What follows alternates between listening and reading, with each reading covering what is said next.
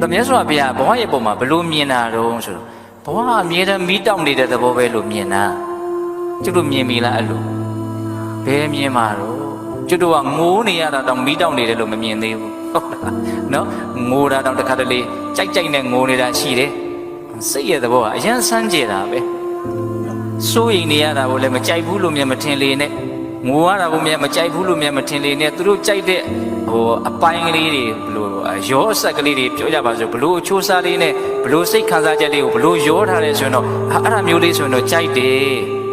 စိုးရင်ရတာထိတ်လန့်ရတာတကယ်တမ်းကောင်းသလားစိတ်ထဲမှာဝမ်းနေပြီးတော့ဆွေးပြီးတော့ပူးနေရတာကောင်းသလားပတ်စံကုန်ခံပြီးတော့မကောင်းမှုပြောပြီးတော့ရအောင်လုပ်နေကြတာပဲလေကိုရီးယားကားတွေဘာတွေကြည့်ပြီးတော့ပူကြတာဆွေးကြတာငိုကြတာမရှိဘူးလားငိုရလေလေကောင်းလေလေလို့တောင်ပြောကြတာမရှိဘူးလား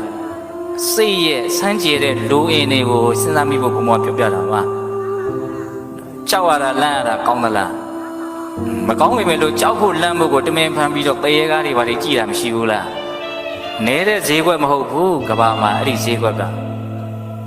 ထိတ်လန့်နေရတာဘာဖြစ်မှလည်းမသိဘူးလို့စိုးရိမ်နေရတာအဲ့ဒါတွေကိုလည်းကြိုက်တာပဲဒါကြောင့်မို့လို့စုံတောက်တွေဟုတ်လား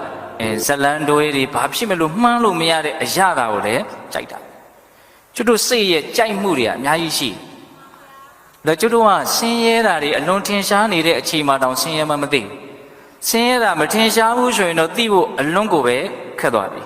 ဒါမြတ်စွာဘုရားရဲ့အမြင်ကတော့ဒီရုပ်တည်တဲ့ဆင်ဆက်မပြတ်ဖြစ်နေရတဲ့အနေအထားမီးတောက်နေတဲ့သဘောပဲလို့မြတ်စွာဘုရားအဲ့လိုမြင်